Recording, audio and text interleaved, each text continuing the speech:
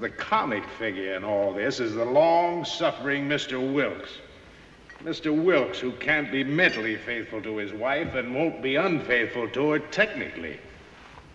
Frankly, my dear, I don't give a damn. These 7 words have echoed through cinema history, representing the ultimate farewell from a man pushed to his absolute limit. But what few realize is that this iconic line perfectly captures the hidden truth about the film itself. For behind the glorious spectacle of Gone with the Wind lies a story far more dramatic than anything depicted on screen. A story of a production pushed to the brink, a masterpiece forged in fire, scandal, and profound human suffering that would leave permanent scars on everyone it touched.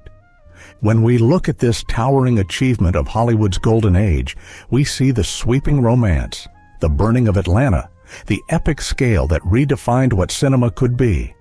But hidden beneath this glittering surface lies a much darker reality, a production plagued by nervous breakdowns, bitter firings, technological torture, and racial controversies that make today's Hollywood scandals seem almost tame by comparison. This is the story of a film built on triumph and tragedy in equal measure, where historic Oscar wins were shadowed by humiliating segregation, where an actor's dedication came at the cost of their own health, and where the pursuit of perfection nearly destroyed everyone involved. In this video, we will uncover more than 30 secrets from the Gone with the Wind movie that were hidden for decades. So keep watching, because some of them might shock you. Act 1. The Impossible Gamble.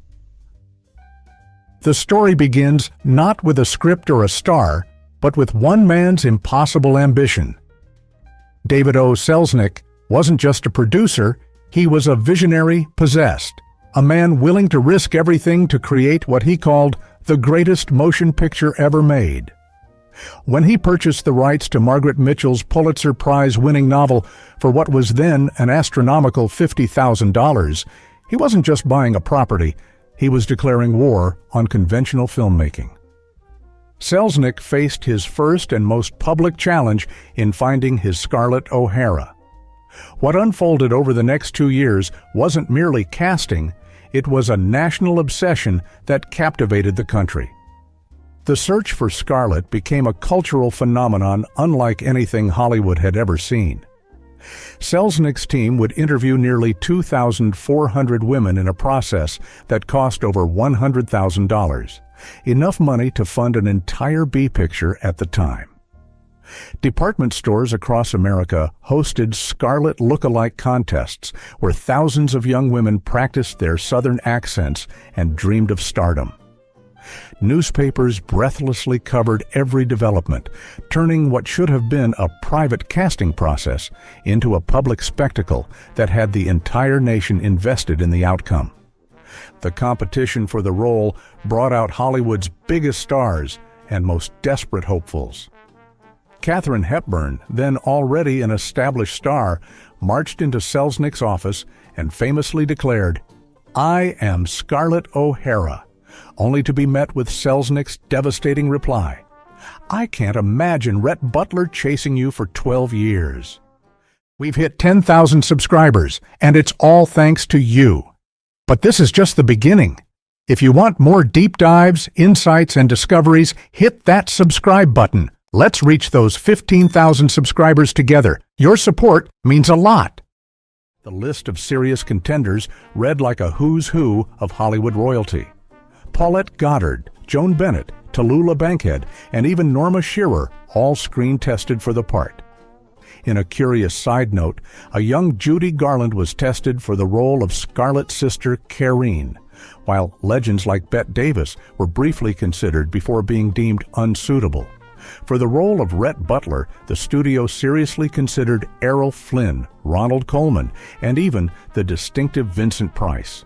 The world watched and waited, and through it all, Selznick maintained the search like a military campaign, certain his perfect Scarlett would emerge from the chaos. So confident was he that she would appear that he made what many considered the most insane decision in Hollywood history. On December 10, 1938, with no actress cast in the most important female role in cinema, Selznick began filming Gone with the Wind. The first scene he shot was the most expensive and dangerous of the entire production, the burning of Atlanta. As stand-ins and stunt doubles played Scarlett in distant long shots, Selznick literally set his own studio backlot ablaze, incinerating old sets from King Kong and the Garden of Allah in a spectacular inferno that could be seen for miles. He was gambling millions of dollars, his reputation, and the entire production on the belief that his leading lady would materialize in time. It was the ultimate act of cinematic faith. Then, as if summoned by the very flames consuming the old Hollywood, she appeared. Vivien Leigh arrived on the burning set that fateful night, brought by Selznick's brother Myron, who famously declared, "Hey, genius, meet your Scarlett O'Hara." The moment was pure Hollywood magic, but the reality was far more calculated. Leigh, a relatively unknown British actress, had been far from the favorite. In internal studio polls, she received just one vote out of hundreds cast. American critics dismissed her as too British and too delicate for such a robust Southern role. But Leigh, displaying a determination that would have made Scarlett proud, had been strategically positioning herself for months. She followed Selznick to parties, appeared uninvited at script readings, and made herself a constant presence in his orbit until he could no longer ignore her. Some called it harassment, others called it brilliant career strategy. Whatever the label, it worked. As the flames died down and the embers cooled, Selznick looked at Leigh, saw the fire in her eyes that matched the burning set behind her, and knew his impossible gamble had paid off. But finding Scarlett was only the beginning of the chaos. The script became a legendary nightmare, a constantly evolving document that kept the cast in perpetual uncertainty. The actors never received a complete script during the entire production. Instead, Selznick, a relentless perfectionist who micromanaged every aspect of the film, rewrote scenes daily, with new pages often arriving on set just hours, sometimes minutes, before filming began. The chaos reached such heights that even literary giant F. Scott Fitzgerald was hired to polish the dialogue, only to be fired almost immediately when Selznick decided his writing was too intellectual for mass audiences. Other legendary writers like Ben Hecht cycled through the production, each leaving their mark on what became a patchwork of brilliant moments rather than a cohesive whole. Actors never knew from one day to the next what their characters would say or do, creating an atmosphere of constant anxiety that both tortured the cast and somehow contributed to the film's electric energy. Even the most fundamental elements of the story weren't safe from Selznick's obsessive control. In Margaret Mitchell's original manuscript, the heroine wasn't named Scarlett at all. She was Pansy O'Hara. Selznick found the name ridiculous, believing no audience would take seriously a heroine with such a feeble floral name. He demanded the change, and after considerable debate, Scarlett was born. It's impossible to imagine Clark Gable delivering his iconic exit line to Pansy, or to think of cinema's most determined survivor bearing a name that suggested fragility rather than fire. This single decision, made in a producer's office far from the glamour of the set, gave the character the immortal identity we know today. Act 2. The production nightmare. With the cameras finally rolling and Scarlett found, the dream of creating a masterpiece quickly collided with the brutal reality of a production spiraling out of control. The set became a pressure cooker of clashing egos, physical danger, and deteriorating health that would leave many of its participants permanently scarred. The director's chair became symbolic of the production's chaos. George Cukor, known as an actor's director, particularly beloved by actresses, had spent nearly 2 years meticulously preparing the film, working closely with Vivien Leigh and Olivia de Havilland on their characters. Then, just 19 days into filming, Selznick fired him. The reasons remain shrouded in Hollywood legend, but most point to Clark Gable's discomfort with Cukor's methods and Selznick's own desire for more control. Gable, insecure about his acting abilities and rumored to be worried about Cukor possibly revealing details of their private sessions, allegedly threatened to quit if Cukor remained. So Selznick brought in Victor Fleming, a more masculine, hard-driving director he thought would be more compatible with Gable. But Fleming soon found himself overwhelmed by the production's immense pressures. The long hours, Selznick's constant interference, and the sheer scale of the project took their toll until Fleming eventually collapsed from exhaustion, suffering what would now be recognized as a nervous breakdown. He was temporarily replaced by Sam Wood, creating the bizarre situation of 3 different directors helming various parts of the film. Through it all, Vivien Leigh and Olivia de Havilland would secretly visit Cukor on weekends for coaching, creating a shadow directing system that further complicated an already chaotic set. The actors were left confused and demoralized, never sure which director's vision to follow, their performances pieced together from conflicting advice and changing motivations. At the storm's center was Vivien Leigh, whose transformation into Scarlett O'Hara became both her greatest triumph and her personal hell. Her performance would eventually win the Academy Award and last a staggering 143 minutes on screen, the longest performance ever to win a Best Actress Oscar. But this achievement came at a devastating cost. To achieve Scarlett's famously tiny 18-inch waist, Leigh endured what can only be described as systematic physical torture. She existed on a brutal regimen of cigarettes, black coffee, and amphetamines, often eating just one small meal a day. The corsets she wore were laced so tightly they left permanent scarred grooves on her torso and regularly caused her to faint from lack of air.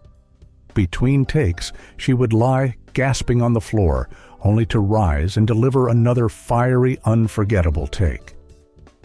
The physical strain exacerbated her underlying health issues, and many historians believe the role triggered the bipolar disorder that would plague her for the rest of her life. The part that made her an international star also fundamentally broke her health, a sacrifice Hollywood demanded but rarely acknowledged. The technology that made the film visually groundbreaking also served as a form of torture for everyone involved.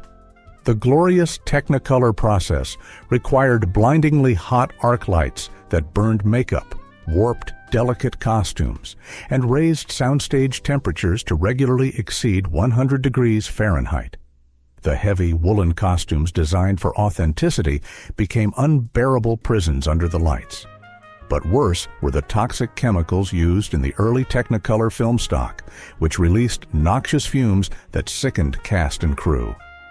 Leigh developed chronic breathing problems that would persist throughout her life, and several technicians were hospitalized with severe burns and lung irritation. What audiences saw as the vibrant, beautiful hues of Tara and the dazzling colors of the Atlanta Bazaar were actually colors paid for with genuine physical pain. Even the film's seemingly invincible male lead was hiding severe vulnerabilities. Clark Gable, the king of Hollywood, struggled through the production in ways the public never knew. He suffered from chronic halitosis caused by decaying teeth and ill-fitting false teeth, a secret that made romantic scenes with Vivien Leigh a particular ordeal. She dreaded their kisses and would cleverly angle her face away during close-ups to avoid the worst of his breath. In one particularly harrowing incident, Gable's horse bolted during a scene, throwing him violently to the ground and knocking him unconscious. He suffered a serious concussion, but, terrified of being seen as weak and causing costly production delays, insisted on returning to work almost immediately. For the remainder of the shoot, he battled debilitating headaches and memory lapses. Some of Rhett Butler's most weary, subdued moments in the film's second half aren't acting. They're the genuine struggle of an injured man pushing through one of the most demanding productions in film history. Not everyone suffered in silence. Leslie Howard, cast as the gentle Ashley Wilkes, openly despised both his role and the film itself. At 46, he felt ridiculous playing a young romantic lead and found the character weak and uninteresting. More significantly, he believed the film romanticized the horrors of slavery and served as propaganda for a sanitized version of the Old South. His palpable discomfort and distance on screen weren't just character choices. They reflected his genuine disdain for the entire project. He reportedly complained constantly and did everything possible to minimize his time on set, his dissatisfaction seeping into every frame of his performance. Through all this human drama, the film's most spectacular sequence nearly became a real-life catastrophe. The burning of Atlanta, filmed on a massive 10-acre section of the MGM backlot, quickly raged out of control. Flames shot 200 feet into the air, visible from miles around. Sparks and embers carried by the wind ignited nearby buildings, and firefighters from 3 counties stood by helplessly as the inferno consumed everything in its path. Crew members suffered burns, and one stuntman was hospitalized after his clothes caught fire. What audiences would marvel at as pure movie magic was, in reality, a genuine disaster that threatened lives and nearly destroyed the studio itself.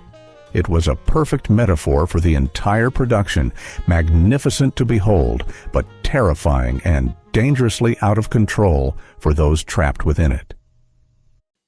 Act 3. The Bitter Aftermath.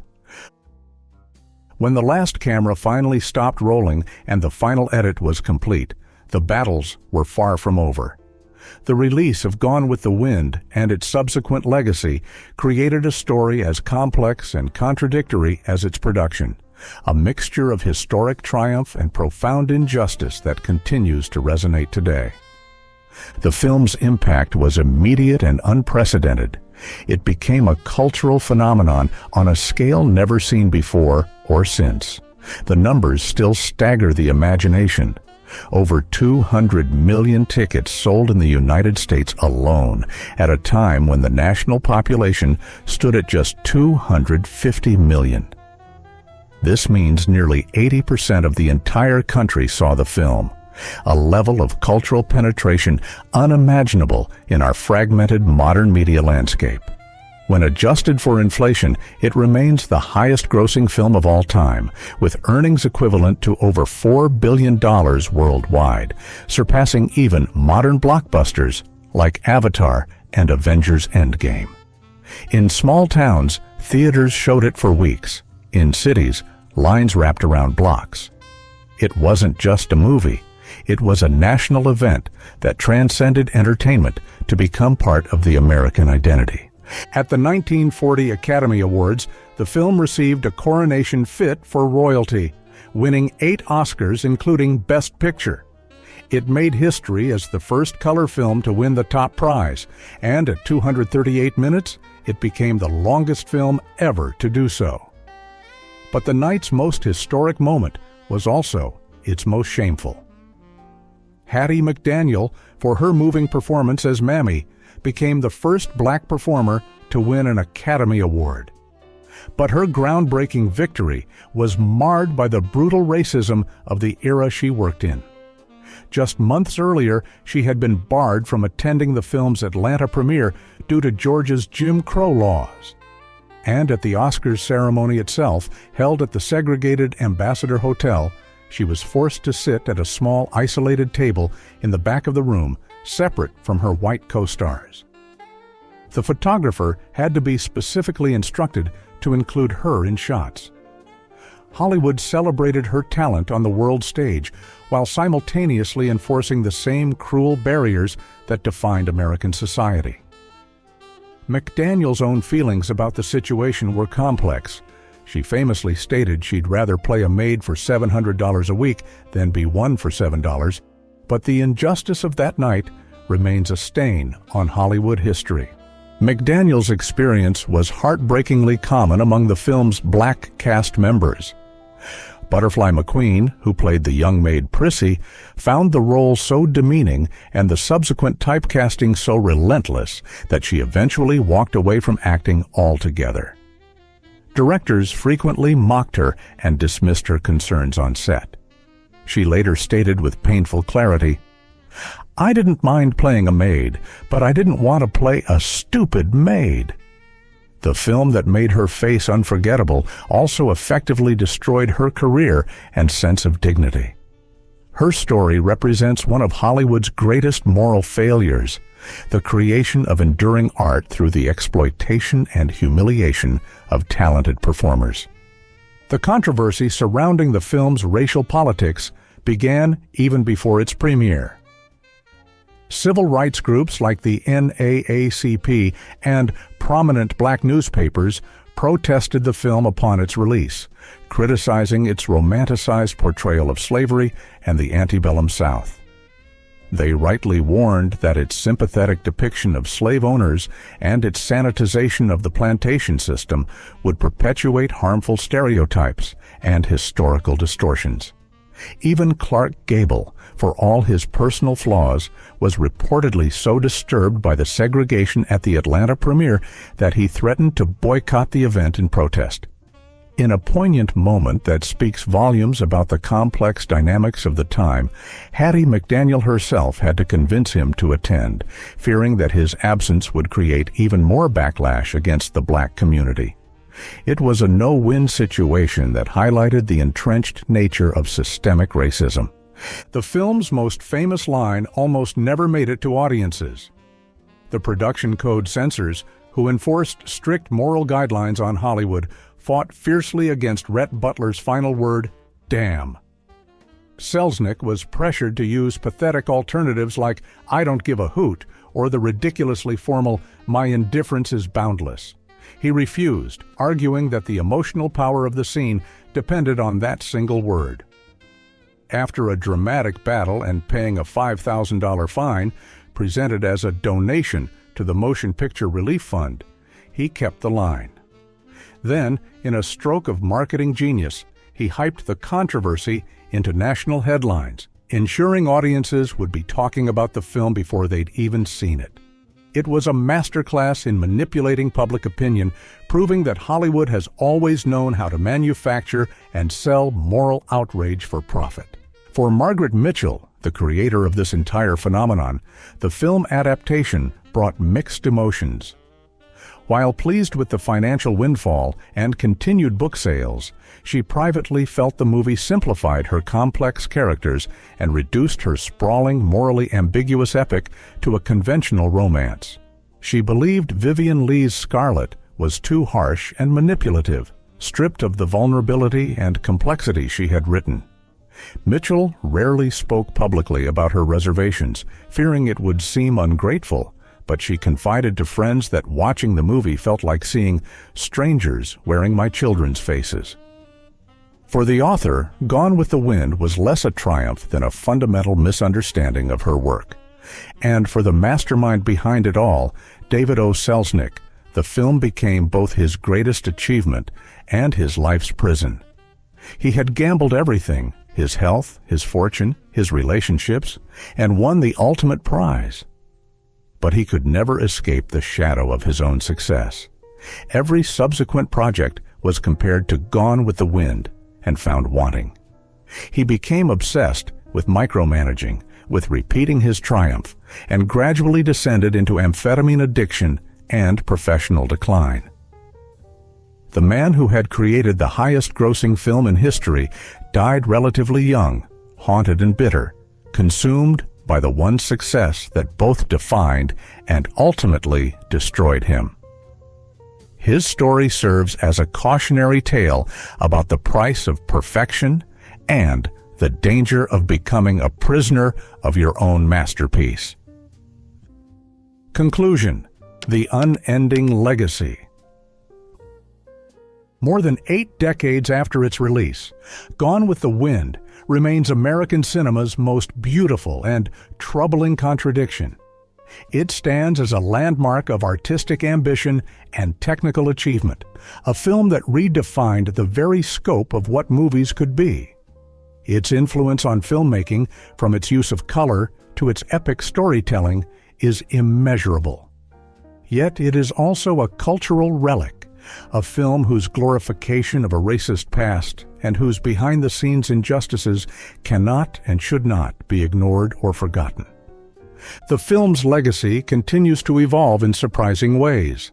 In 1999, pop superstar Michael Jackson paid $1.5 million for its Best Picture Oscar, creating a strange bridge between two very different entertainment icons and highlighting the film's enduring symbolic power. More recently, streaming services have temporarily pulled the film to provide historical context about its racial representations, sparking new debates about how we should view problematic classics. Its cultural dominance is undisputed, but its moral standing remains forever questioned, a subject of ongoing cultural conversation. Gone with the Wind is ultimately the story of incredible triumph emerging from profound tragedy. It is the tale of an immortal classic built on a foundation of chaos, sacrifice, and pain. A film that gave us some of cinema's most unforgettable moments while hiding even more unforgettable truths behind its glorious facade. It represents both the pinnacle of Hollywood's golden age and its deepest moral failings. A masterpiece we can neither fully embrace nor completely dismiss, a permanent part of our cultural landscape that continues to challenge, entertain, and trouble us in equal measure. Now, we want to hear from you. What do you think? Is Gone with the Wind Hollywood's greatest triumph, a film whose artistic achievements transcend its flaws? Or is it a dangerous myth that perpetuates harmful stereotypes and should be reevaluated in light of modern understanding? Can we separate the art from the artist and the artwork from the troubling conditions of its creation? Let us know in the comments below, and if you were shocked by the chaos and human cost behind the camera, don't forget to like this video, subscribe to our channel, and hit the bell for more deep dives into the hidden stories of your favorite film classics. Thanks for watching, and remember, tomorrow is another day to uncover the complex truth behind Hollywood's golden age.